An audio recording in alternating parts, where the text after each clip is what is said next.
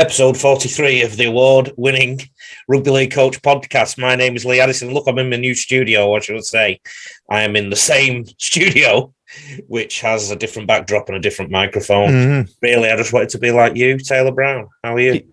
Great, thanks, mate. How are you? Yeah, it looks good. I don't know if that little cover is to stop your microphone from getting COVID. I feel like it's 2020 again, and the world's gone mad looking at your little setup. Pop filter or something. Yeah.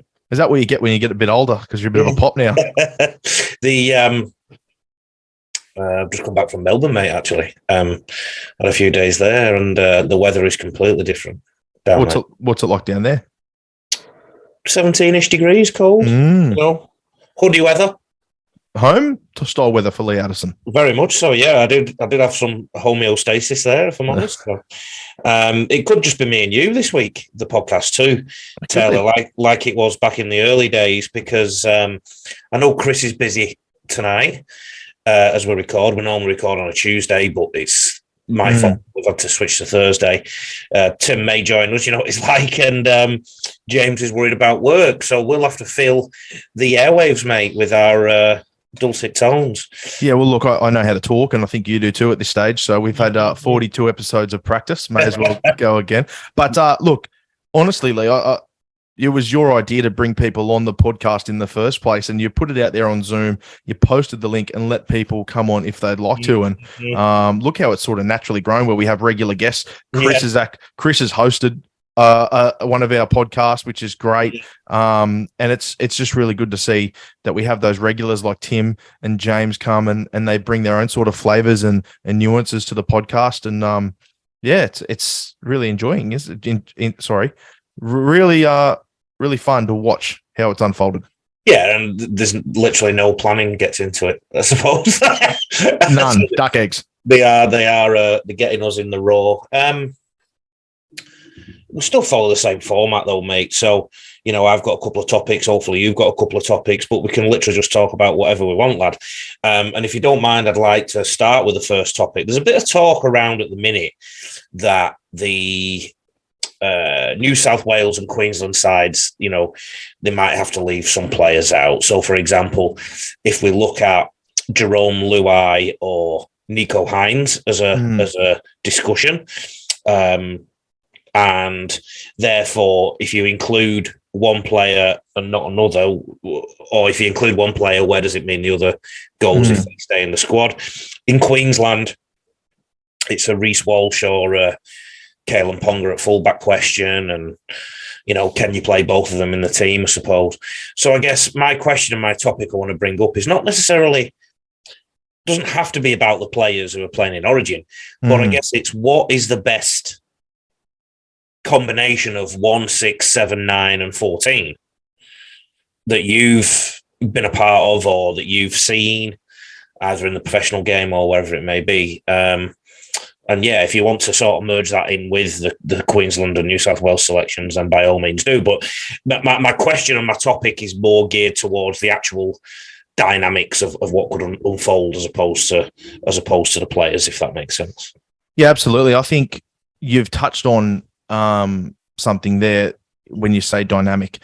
It largely depends on the side you are going to roll out, and you know, whether you put certain people in certain positions, aka in New South Wales there's a lot of conversations about Api Coruscant versus Damien Cook. That's another big conversation in the hooking role. Api Coruscant, obviously, a bit of an incumbent. He played there last year. Damien Cook has done a great job for New South Wales in the past. But if you're going on current form, who's in a winning side where things are working, you kind of can't go past Damien Cook, with the Tigers being winless for 2023. Yeah. And I think Damien Cook is huge if you're going to be rolling down the forwards, down the middle of the field with Payne Haas and Junior Paulo or Barlow, I should say. Sorry. If you have these big boys rolling down the field and creating havoc through the middle of the ruck, then Damien Cook's ideal because he has a very good running game. The way he jumps out and splits the markers, in my opinion, he's the best in the game. So it comes down to your dynamic and your team makeup as who you put in there.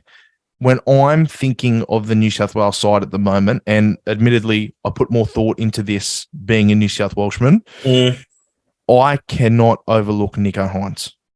He's got to be in, hasn't he, somewhere? And then looking at that, you go, do you put Hines on the bench? He's been successful on the bench for Melbourne. There was a long period of time there where they had a really good makeup with Pappenhausen, Munster, Jerome Hughes, Harry Grant, all these players. And Nicho Hines was in such form, they put him on the bench and they rolled him into the park. I don't want to see that with Nicho Hines. I don't want to see him come on the bench for Origin. I'd like to see him start at 5'8". And I know some people would say, oh, well, that's New South Wales. You don't pick and stick, and all that sort of rhetoric comes straight into it. That's immediately what people say. And I'm not downplaying the way Luai started the season or Penrith or his combination with Cleary. I just think if someone's bashing down the door that hard, sometimes you just got to go and open it and give them a go. And Luai, let's be honest, we're coming off a series loss. Queensland didn't change their side because they didn't have to. They kept winning. They kept the formula right and they kept winning games. I mean, you would know yourself if you're a coach and you've gone with a couple of combinations here, there, and you're stuck with one and you're not getting a good result. I mean, Nathan Cleary is the best in the game in halfback. You got to change something up. In my opinion, that's Nicho Hines. I'd like to see him get that go. So, look, that argument, I think Nicho gets the nod for me. I don't know how you feel about that little battle there, but I've got Nicho Hines beating Luai out for the 6 for New South Wales. One of the things I was thinking of when you were talking... Mate, I've lost you. I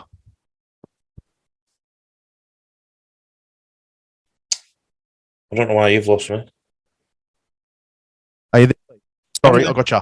Yeah, apologies. It's at your end, I think. Something going on at your end, mate. Might be your earphones. One of the questions that came up in my head when you were talking then is about hooking, the hooking role, and can a hooker play 80 minutes in Origin? Some media person mentioned the other day that they probably can't because a lot of the traffic is sent down the middle. I think sometimes these media people just come up with little theories just to fill sentences and fill pages sometimes. If a prop can last 80 minutes in Origin, then I'm pretty sure a hooker can, regardless of how many tackles they're doing. And, I know Cameron Smith once clocked up something like 70-odd tackles in a game. And I know James Roby and the like do a lot of that in England. So I don't necessarily buy into this that a hooker can't last a full game. Do you? No, I don't. And I don't pick... Oh, beautiful. We get Varley. I don't pick my selection in my side. If I don't believe that player can play 80, I don't pick them, regardless, because you could get an injury, especially in positions like hooker and half. You don't pick someone if they can't play 80 minutes. You know what I mean? Yeah. I would rather pick my bench with who's going to bring something, who's going to change the game up, who's going to bring their own flavour. I don't want to put a hooker on the bench just because Cook can't go 80. I want to put a hooker on the bench because he's been so good and I know what he can bring to this side at certain points of the game that he's forcing me to pick him on that bench. That's what I'll do. I'll just break from this topic, mate, to introduce and make the best of our English mate, James, who's dialed in from the mother country. He's only on a limited time, too. First of all, James, a health and wellness check. How are you doing? I'm good, mate. Thank you. Not bad at all. You like the new microphone? Well. What's that, sorry? It's obviously not working very well. Do you like the new microphone? Yeah, I do. Yeah. Can you hear me clearly? Can you hear me clearly? I can, yeah. I can. Mate, I'm all good. As you've joined us on episode 43, I might go straight to an English topic that I had ready. Okay. And it's about the IMG proposals getting voted in. 86% of clubs, I think, voted in favour. Basically, the IMG proposals basically mean that Super League will be licensed again in terms of you need to meet certain criteria, including crowd size, stadium quality, catchment area, social media reach, and things like this. What's your sort of opinion on how that has all gone down and what they seem to be offering, mate? I've just written it all down, actually, what they've been doing. I've read the article now. Yeah, they're just trying to get the catchment, the bigger crowds for the game, I suppose, really, and just try and get the more publicity for it, more, so that's, and just having all the categories in place. There is a little bit of the controversy in the town that I live in, because Keighley has spent a lot of money trying to aim to get in Super League, and they've been the one club that's really dissented against it. Well, they missed out on the Super League's incarnation, didn't they? They missed out there. So they've got history. Now, the other thing, one of the other questions I had ready for both of you or anybody who attended was there's a theory that the NRL hasn't been better for many years, and it's some of the best football we've seen, some of the best football. But because we've got you for a limited time, James, I'll lean towards you right now and hopefully blend it in with Taylor's thoughts. Is Super League better than it has been for a few years, do you think? It seems a bit more competitive than it has been, and it's possibly showing. Well, I've not actually.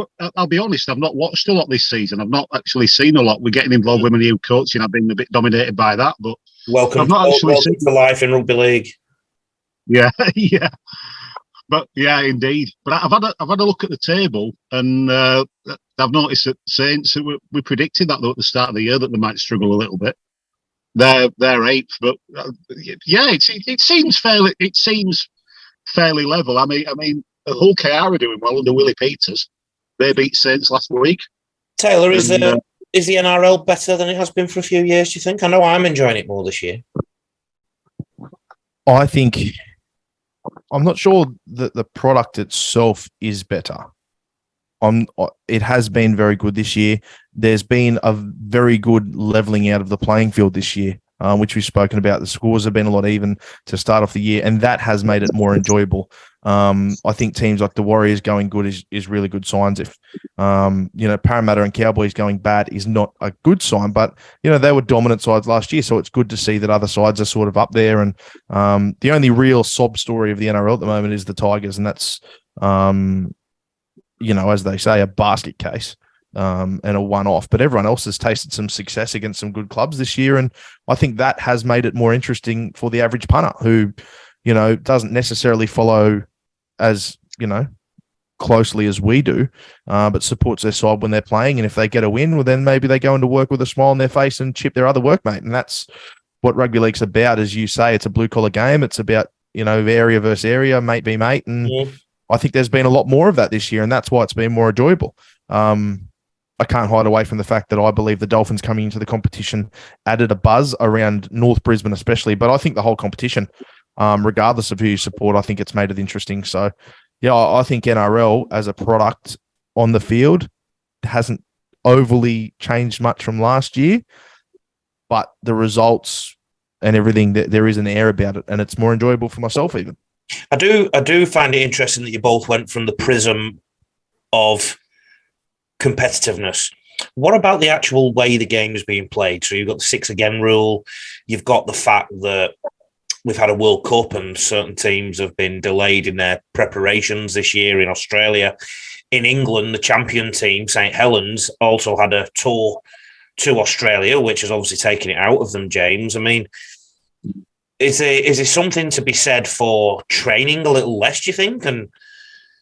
And everyone coming to parity in that way?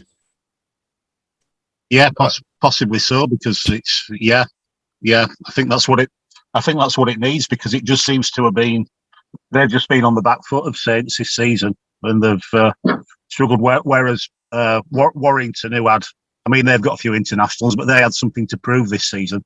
They started like a house on fire. But another little twist on it, Lee, without twisting things too much, because we mentioned the Warriors, New Zealand Warriors.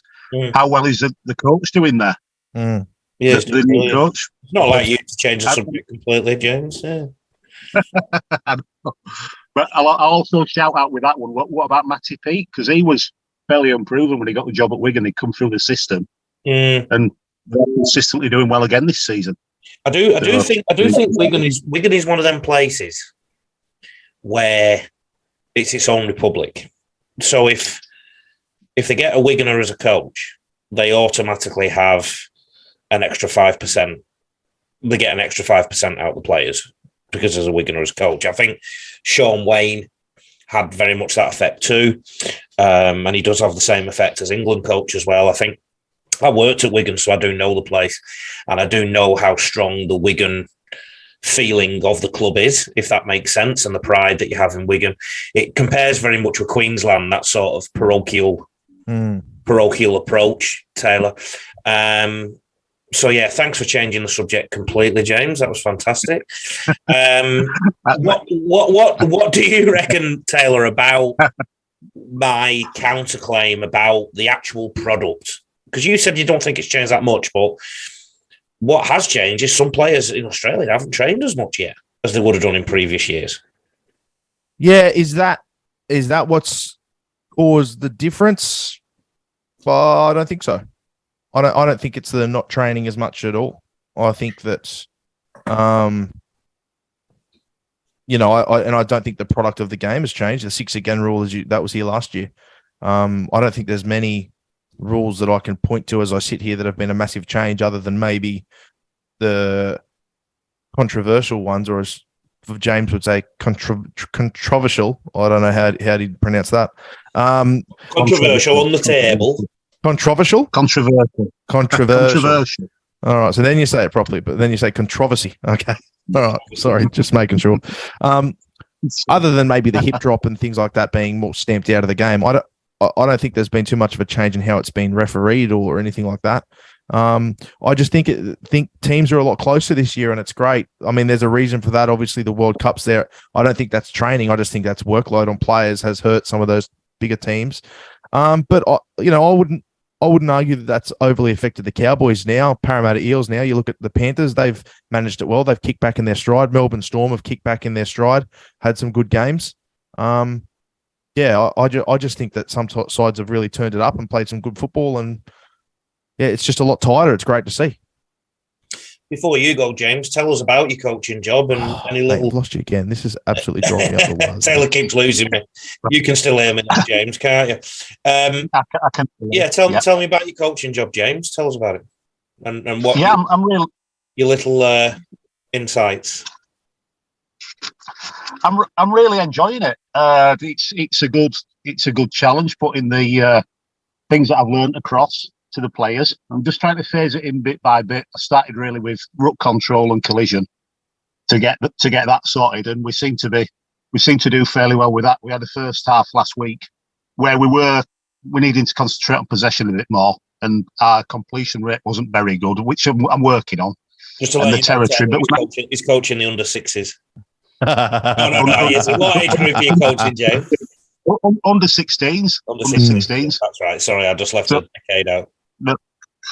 So we defended, but we managed to keep. But the opposition must have had 80% possession and a lot of territory, and we kept them scoreless in the first half. So I'm quite proud of them. What are you learning? I mean, this is the Rugby League Coach podcast, so we do talk about coaching sometimes. What are you learning as a coach? Just learning about correction, but also the man management side of it, getting to know the personalities and everything, and just that you phase things in bit by bit, really. I am learning that I've never actually been involved in a team environment in any sport like this before. Okay. And it is different. It's on a totally different. Well, it might sound fairly obvious, but it's on a totally different level to just being a spectator and a supporter of the club. Of course, because you're thinking about it all the time. You're thinking about what you can do. But the good thing is, I've had them filming the games a little bit, so I've been watching what's been going on, and I've got individual ideas with the players just to put into phasing. But you can also watch the opposition as well. So I've been doing that. So I was talking with somebody the other day, Taylor, about rugby league. Opinions on rugby league are like buttholes. Everybody's got one, and they quite often watch Thursday night football or Friday night football, and they think that's enough. Just watching the game, they can go and coach it. It's completely different, isn't it? It's There's so much involved in it. I'd say it's all the small aspects that I look for now, Lee, that I wouldn't have even looked for. Like somebody will carry the ball in the left hand, they'll play the ball with the left foot. I'm noticing, or some of ours are playing it with the right foot. This is what I'm listening to correct as we go along. But it's all these. There's also some things you won't be able to correct mid-season. There'll be other things that you won't be able to correct because of their age. Something that you have to really chip away at for a long time. There's other skills that you will never keep it perfect. I use the analogy of brushing your teeth. If you brush your teeth for 3 weeks and then leave them for the rest of the year, your teeth aren't going to be in great nick, are they? Your teeth are something that you've got to look after day in, day out. And the other thing I use, and the other analogy I use around brushing your teeth, is left and right side of the body, coaching both sides of the body, because most of us can only brush our teeth with one hand because we've only ever practiced brushing them with that one hand. When we started brushing our teeth, if we'd have done one hand in the morning and the other hand in the evening, we'd be bilateral and we'd be able to brush our teeth with both. And the importance of doing that in a coaching environment is really key. Taylor, I'll continue, even though we've got James, I'll continue where we were at, because we were talking about the origin selections and the combinations, James.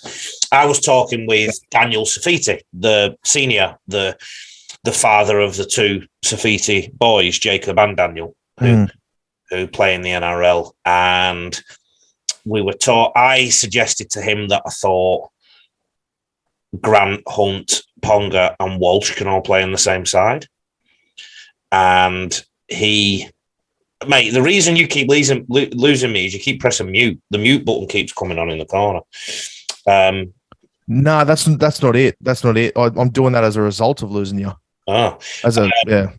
There might be something Zoom your end. And we were talking about how, he was questioning whether Hunt and Grant could play. And I said, you can fit them all in, because what you can do is Ponga can move into the back row and play as a third pivot if Walsh goes to full back, and Hunt and Grant can just interchange as normal. And he did say he was worried about the physicality and the stuff that goes on in the middle in Origin. And then I countered again with, it was a lovely debate. It was a good chat. I countered again with, one of Queensland's problems over the years has been a lack of lateral movement in the middle. And that's something New South Wales under Freddie have tried to expose. You think of Tedesco coming on the back of some of the bigger runners in midfield, how Tommy Turbo and Latrell come in field, and they try and break them in the middle. So that could be a good counter to have more mobility in the side. And instead of having two bookends on your bench, you either have two props on your bench as well, and you have a back rower move up to front row during the game, or you have a back rower on the bench too. So, I think that's an intriguing thought process, if nothing else. What do you reckon, Taylor? It is intriguing. One thing I would err on the side of caution with that is that you're only ever one head knock away from a single rotation in the middle of the field. That's the problem, isn't it? Yeah. Whereas if you were talking 6-7 years ago, if you had someone that got knocked out, if you brought them off the field and they had, not condoning this, but if you brought them off the field, they had a cold shower and they felt a bit fine, half an hour later, you could always inject them later in the game. Whereas at the start of last year, I don't know if you remember, but Cameron Murray got knocked out fairly early at Suncorp, and then he was lost for the game. Yeah. If you lost a forward early on in the game, and now you've only got three on your bench, two only being, one being Harry Grant, one being Reece Walsh, for example, if that's the way you'd like to go, you're now probably going to struggle in the middle with big minutes, and then you're only ever an injury or a cramp away from keeping someone permanently there. And I think you have to think about that these days as a coach. If you lose someone, do you have enough cover in certain positions? If you lose two people in your spine, it's a pretty bad day at the office. It's a bad day at the office. If you lose one, you've always got your backup on the bench through Grant. You could put Ben Hunt anywhere. You could put Grant somewhere. Munster can play fullback. There's movement there for Queensland, but I just don't like the idea. I mean, New South Wales have it perfect in the sense that they have a larger 5'8" in Isaiah Yeo that's already on the field. You know what I mean? Who's a big boy. And if you need a battering ram, he can be a battering ram. But if you need a 5'8", if something happened and they needed to switch him, they could switch him. This is going to be the problem for New South Wales with the retirement of rep football from Jack Whiten. And I thought it's quite a large blow. And a lot of people would say, he's been playing centre, he's been playing here, he's been playing that. What Jack Whiten done was provided the ultimate utility to almost every position on the football field for the Blues. Matt Burton cover some of that, though? Sorry?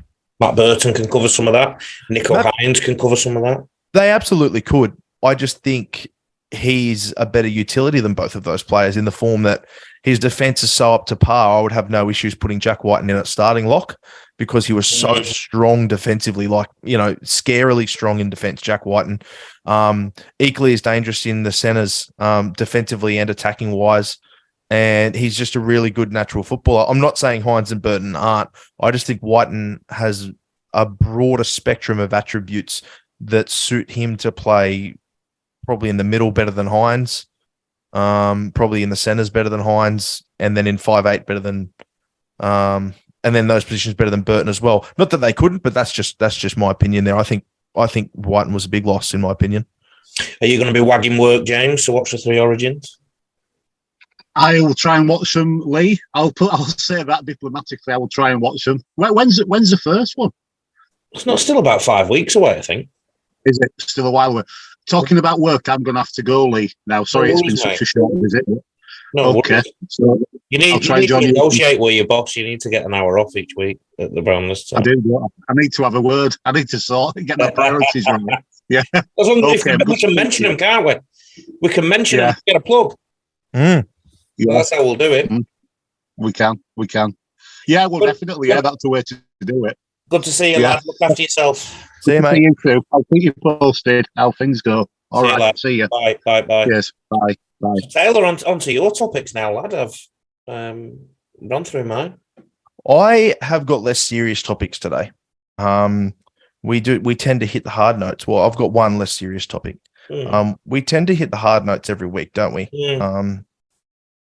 I had the absolute pleasure last week of taking my son and his cousins to the football. South Sydney against the Dolphins.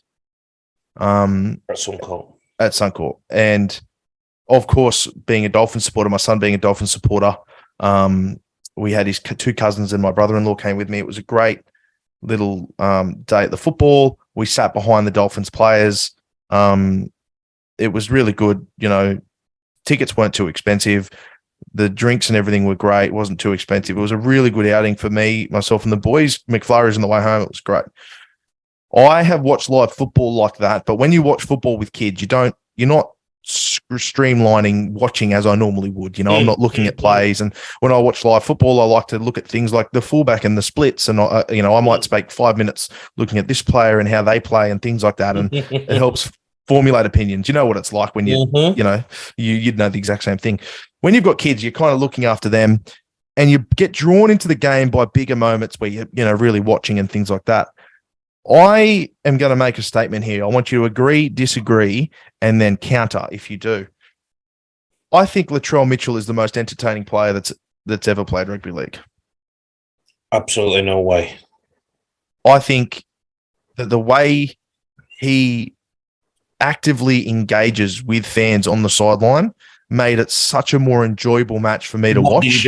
What did he do? Just when he's kicking goals, when he lines up and he's looking at the crowd and they're into him and he's, he gives them a little reaction, oh yeah, whatever, and then he'll go to kick it and he'll miss and then he'll turn around and be like, oh well, next time. To be in such high pressure moments but still give that entertainment factor of interacting with the fans as he's playing was just something that I think that's a great attribute. I really do. And I love it.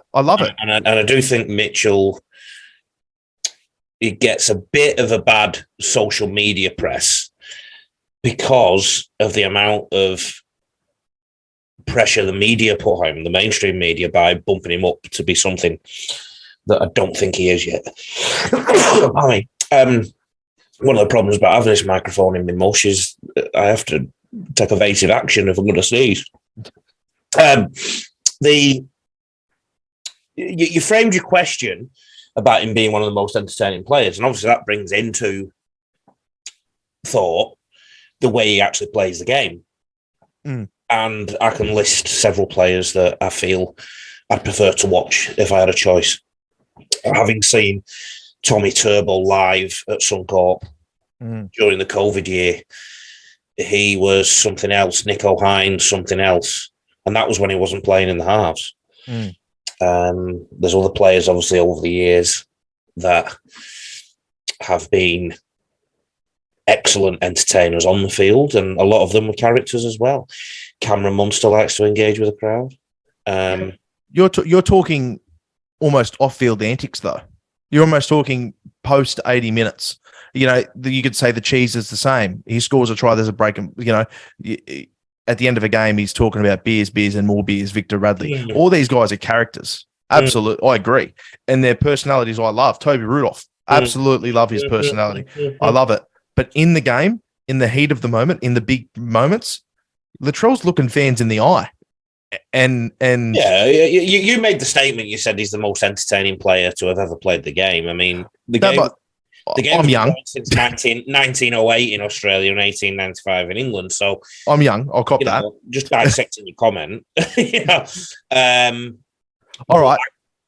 Certainly at the moment. Certainly currently. Oh, definitely, yeah. And I'd say in the last 20 years, maybe except for Jared Hayne for periods of 09, players like that were just really hot at one stage or another. Somebody like Josh Adokar, who always has something for the fans when he scored a try.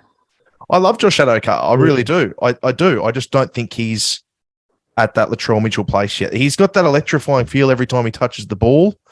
And, yeah. Can I come back at you with something about your experience last week? There's nothing I'd love more than some healthy debate. Suncorp Stadium, what a stadium.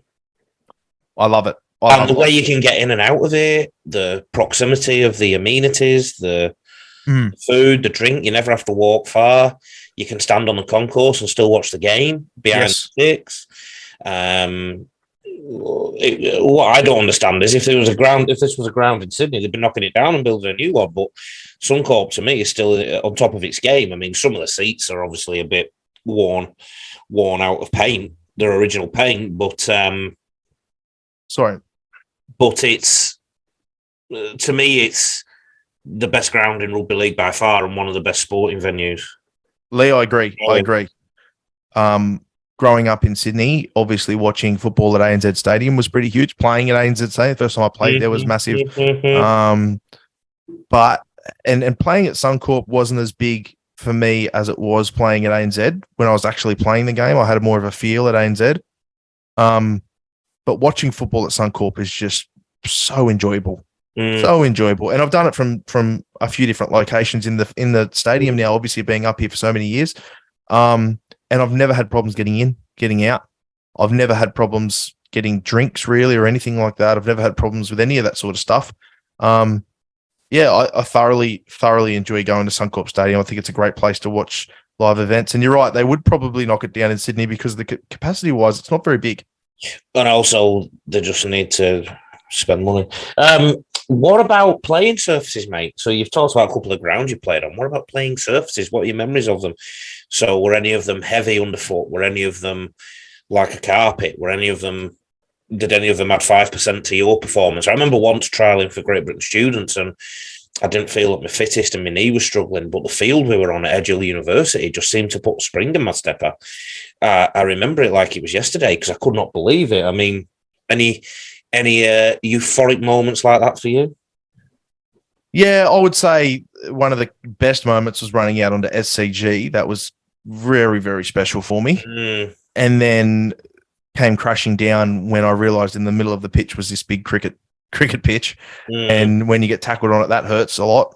It's like getting tackled on concrete. The clues in the name, Sydney Cricket Ground. Yeah, that's there. It's like getting tackled on concrete. And then just trying to step or any lateral movement on that cricket pitch just sent you for six. Was impossible. So that was probably one of those games where I was like, it's almost like in the lead up, as crazy, and this is going to sound stupid, you didn't even factor it in. And because Sydney cricket games, and then you get out and you go, holy shit! Now I've got to negate this cricket pitch in the middle of the. Do you know what I mean? And I mean, I'm not a winger, so I'm always in and around that middle, up and down and back and forth. So, that was one. But there's some great grounds in Queensland that have some really awesome. The way they're looked after is just great. The Sunshine. I would imagine Langland Park has had a great midden over the years. Yeah, it's good, but I would say Sunshine Coast Stadium's far better. and Redcliffe Dolphin Stadium. Dolphin Stadium when I first got up there, and this is going to, it was thick underground, very thick underfoot.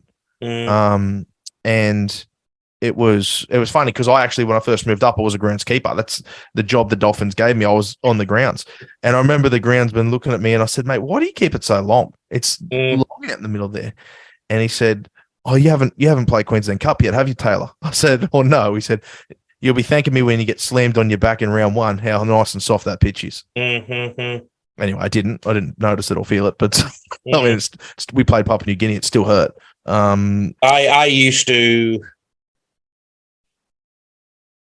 when I was at Ippy High and places like that, and some clubs, I used to try and encourage the groundsman. If I felt that it might benefit us to have a shorter grass or longer grass, I used to make sure I tried to influence that. I had a fast couple of teams at Ipswich, so I tried to get the groundsman to cut it as short as he could to maximise our speed. And you got to do yeah. You got to do what you got to do, and they can do that.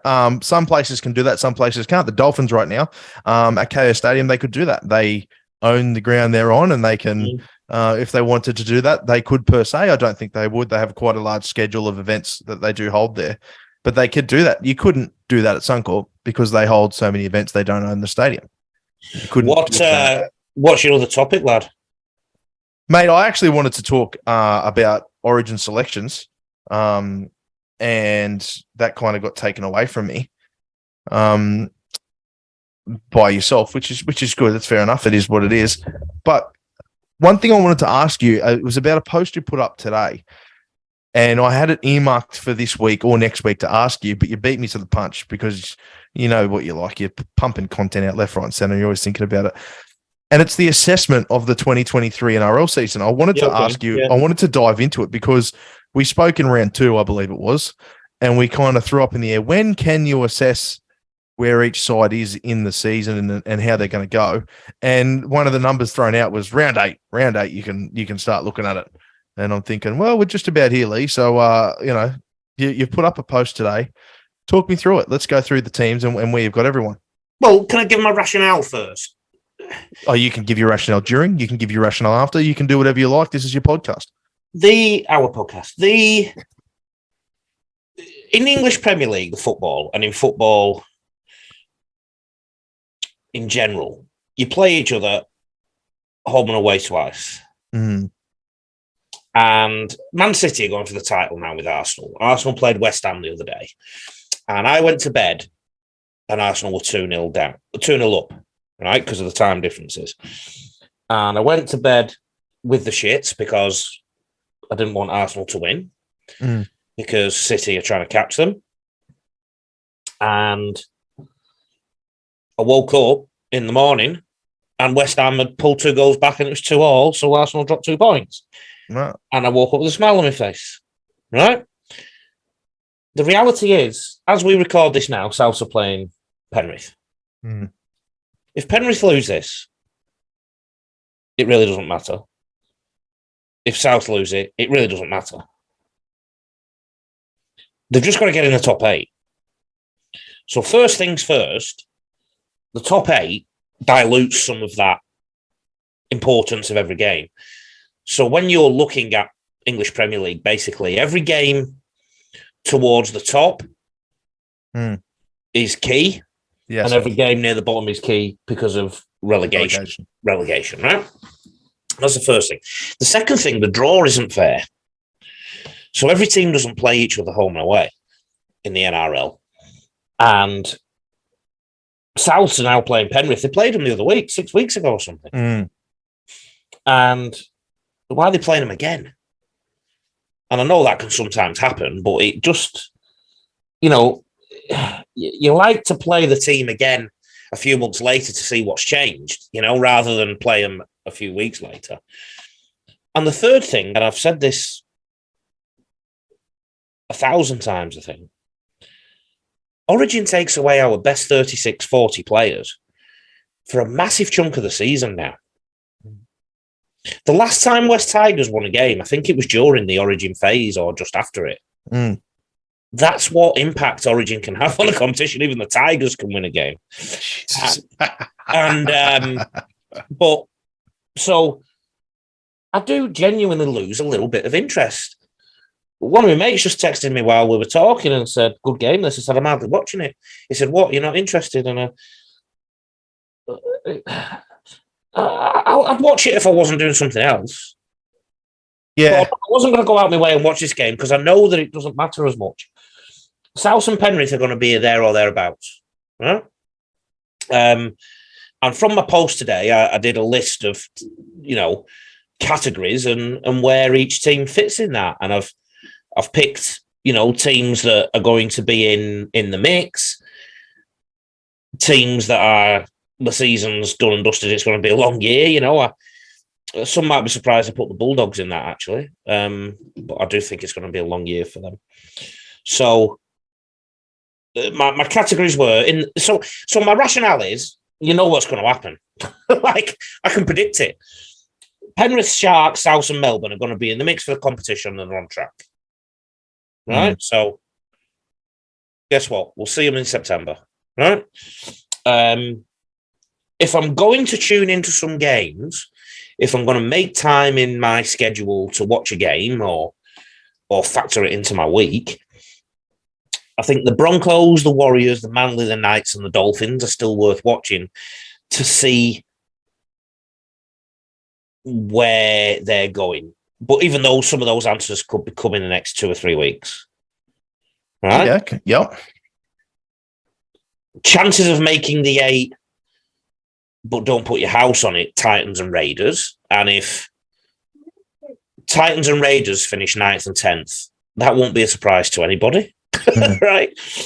And it's going to be a long year. Tigers, Bulldogs, Dragons. Underperforming, but could click at some point, Roosters, Eels, and Cowboys. And to be honest, the ones that I'm only really sure are probably going to click are the Roosters. Yeah. I could almost put Eels and Cowboys into it's going to be a long year because they've really come out the gate slow. So, I just don't think the comp is as interesting once you know who's who in the zoo. That's just the way I see it. Do you not think if Manly starts stringing, some games together with their roster, they could shake and make a real case for the competition? Yeah. But again, I mean, see them in September, because the other thing as well, right? Last year, Cronulla finished second. Everyone was hinting that they had a decent draw and they went out in straight sets in the semis. Yeah. The Cowboys sneaked up on everyone, but ultimately didn't win in the semi. The year before, Manly finished high in the ladder because of a relatively easy draw. You could argue they got back to where it was basically par last year. So, this is the impact of the draw. As the draw is starting to kick in now, in that sense. So you look, I wish we could fast forward to October and see how many of these come good. But I'm pretty confident now that the Tigers, Dragons, and Bulldogs ain't going to be in the 8. 1 or 2 of the Roosters, Eels, and Cowboys aren't. Titans and Raiders wouldn't surprise me if they're not. And I guess the only jeopardy, if you like, is are Broncos the real deal? Are the Warriors the real deal? Are Manly the real deal? Knights has been a real intriguing one because I don't know if they don't play better without Ponga as well. So you're a stories man, is what you're telling me. The story of the game and the implications of the game is one of the most important, if not the most important factor of you being heavily invested in the contest. Watching a game of rugby league, I can watch any game of rugby league and analyze it tactically at any time. I'm not talking tactically. I'm not talking tactically. I'm not finished saying what I'm saying. How dare you? That's fine. I really enjoyed talking over the top of you. It's something you've caught off me. So I can do that anytime. I could have done that tonight. But the reality is, I have something better to do tonight. and I wasn't that desperate to watch this game. Yeah. Yeah. So, makes me sound like the anti-rugby league person. I'm not. But what I am is anti-bullshit. Yeah. And the reality is this isn't that important a game. Yeah. Yeah. So, I know what you're saying.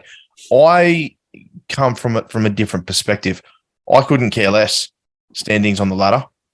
I could not care any of that unless it's a large part of the story. Like if it's a game for the 8 with 5 weeks to go, do or die. Then I'm invested in that sense. you're on a bit tonight, lad. I know, mate, I'll tell you, the schedule's been crazy. But for me personally, it's about the quality of the game that I'm watching. That's what it's about. The way that the Bunnies have been playing and the way that Penrith have finished recently, it was always going to be a cracking game tonight. So I couldn't have cared if they played 2 weeks ago, 3 weeks ago, last weekend, or yesterday. Yeah. I really wanted to watch this game of football because of that. And I guess when you're talking about the draw and the effect that it can have on people's appetites to watch the game, because you've got sports on different levels. You've got baseball that have 100 and something games per year, 100 and something matches per year. And that's just sheer volume, right? Like unless it's one of the important games of the series, you're not really that invested. You might catch the score. You know what I mean? So that's on a different level. Then you've got, like you said, soccer, where they pull it aside. So they have a home and away game every single week with every single person. So you can invest in that and watch that. Rugby league, we're sort of at the back end of that, where there's not enough time to do one of each. And it's too much of a physical game to do one of each with everyone. You can't do it. You're starting to get down into the realm of like boxing and combat sports where they only play each other. They might fight once or twice a year. You know what I mean? So picking opponents is very, very important. Do you know what I mean? Mm-hmm. And it does affect the product and it does affect the eyes on it. I think rugby league's too physical to go down the side of soccer, and unless they shorten the competition, they will never have a situation where they can do one home and one away game each week. So there'll always be, I guess, an advantage either way if we keep our competition at this level, unless we go to conferences. So yeah, people seem to forget that the reason the game is so physical is because of the amount of training they're doing. If their season started 2-3 weeks earlier and then finished 2-3 weeks later, they'd do less training, there'd be less impact. It's still a physical game, league. You can't turn around. It's still a physical game, but now can't turn around every 4 days. Now these absolute colossi are clashing into each other at speeds that are the equivalent of car crashes. Yeah, that wasn't happening in 1980 or 1990 or even the year 2000, and to the same extent. And we are pushing our players to breaking point. So playing more. Players would rather play than train. You'd rather play than train, mate. You would. Me and you aren't built to train. We're built to. Yeah, I had much more enjoyment playing. I'm much more pub fit than I ever was fit. Put it that way. So, players would rather play. Let's not get away from that. So yes, the game is the way it is because of the training and the preparation that goes into it. It's not a case of the chicken or the egg. It's very clear what came first, what has grown the standards. And you're right, the conferences could make that a home and away scenario, but then you have the fairness issue. If you're in a conference and you're always avoiding the Storm, the Roosters, is that fair? So, but yeah, the format of the competition just doesn't work for me, mate. It's not. It doesn't mean I don't love the game. I just, if I'm going to watch a game, I want to know what it means. Yeah. Okay. You're a storyline man. Whenever I host a podcast, mate, number one, it's professional, it's slick, it's everything. Mm-hmm. But number two, I always like to end with something completely off topic. Is it my strongest dad? No. I've got pajama shirt. I've got no qualms with that shirt. You like that? My question tonight pertains to the issue of shaving. Now, I'm going to start with the face. how often, Taylor, do you miss part of your face when you shave? And what measures do you take to catch up on that later? The answer to that is every single time, Lee. Every single time I miss some part of my face. And I have quite light facial hair. It's not dark. So what will happen with me is if it's dark, you can usually see it in the mirror and you get it. But with me, because it's light facial hair, I might go trim all the way down to just, stubble. And then I'll the next day be walking past a mirror somewhere in public after I've washed my hands and just see something catches the sunlight and there's just a line, down here. And no one would notice it because my hair's so fine unless they were right up close to me and really in my face or whatever. But it bothers me so much. It's the first thing I do when I go home is I walk straight in there and I shave it and I get straight into it. I always have a razor in the glove compartment of my car. Well, the thing. Really? Yeah. Right. In the glove compartment of my door. So in the door. Yeah. And if I've missed something, I'll invariably see it in my mirror. And I'll have a quick shave and just trim the bit there. And sometimes it's at a junction. Why are you driving? Allegedly. Allegedly, yeah. That's got to be one of the most extreme cases. Since acquiring the beard, though, I've had less of that shave close to the skin to concern myself with. But one thing I did notice the other day, I had a pre-Melbourne trip trim of the beard. I let it grow a bit and then trimmed it. And I actually missed a bit of the trim. So I've got slightly longer hair on some point of the chin here. Right. Melbourne without my electric razor. So I had to wear it. But the difference, looking at it, and I did assess it, is quite minimal, but to the touch, it feels like it's the biggest. It feels like I've missed the whole bush. Yeah. You know what I mean? And that's the mental game you play. It's the mental game you play when it comes to shaving your hair, your head. Is it just your face you shave, Taylor? Yeah. Look, I would go ahead and say I'm a trimmer. My beard, of course. Yes. Yeah, trim. Yes. You know what I mean. It was very much an Australian thing. Like, it wasn't huge in England when I left England, and it was actually somebody at Manly Seagulls on the coaching staff there who mentored me that I should trim other parts of my body too because it's the done thing. Yeah. Look. Yeah. Funny story that probably in and around rugby league. It's probably not too far. It's I'd say somewhere near the PG stage. As a young lad, I would say year 11 or something like that. Maybe somewhere when you were around. Excuse me, can you just rephrase that? When I was around, you were in my life, not around your undies. Yeah, not in the scene. You were in my life. I was playing football and. Obviously, a little bit before that, I decided to, can I say, tidy the backyard up, make things a bit cleaner in and around there, presentable. Can I say, as a lot of young lads do. And then I went out and played football. I forget what it was. I forget who I was playing for, but I remember hitting my shoulder so bad and really messing it up to the point where I was just in trouble. And after the game, I couldn't shower. I just, so I got home and I was trying to shower and I remember my old man going, "Mate, are you all right? Like, do you just need a hand?" I said, "Mate, I just need someone to get my back on this side. I'm filthy dirty."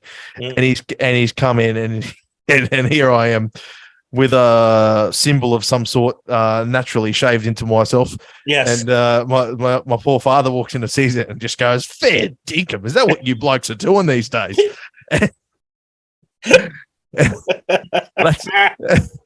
Let's just say it was mid-afternoon, but it was a starry night. Can I say that? Yeah. And the stars were out, and so me poor old man got a bit more than he bargained for that night. But that happened. I mean, there's a couple of things. I mean, I do think it gives it an appearance of looking a bit bigger too. Oh yes. So that, it gives you an inch or whatever. The other thing is, I'll take what I can get, Lee.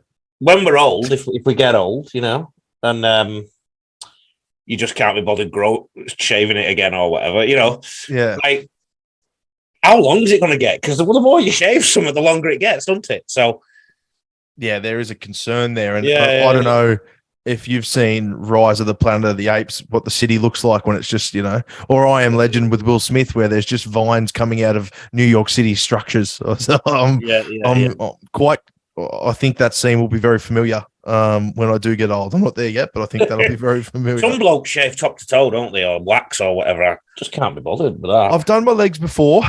I was inebriated at the time, and it was a family. We all got together somewhere up and down the coast, as I do with my family and siblings in Sydney.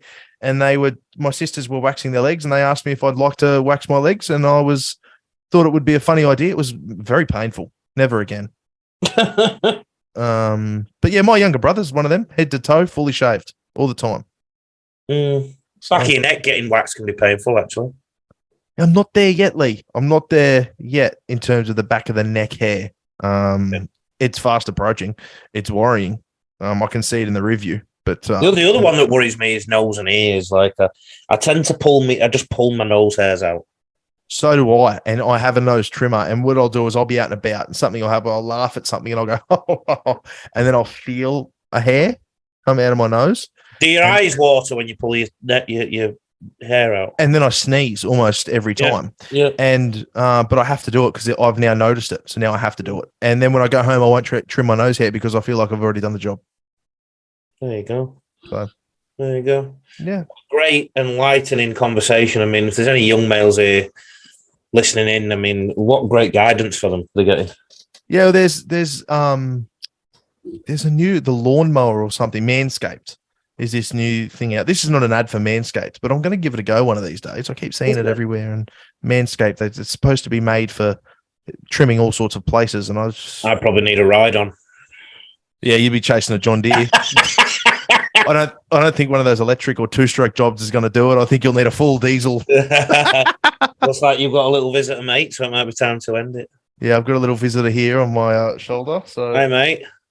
He is very late for bed, and I reckon he's come here because he wants a cuddle. So sounds good. Well, you enjoy the back end of the game, mate, and see you next week. Thank you, Si. See you next week.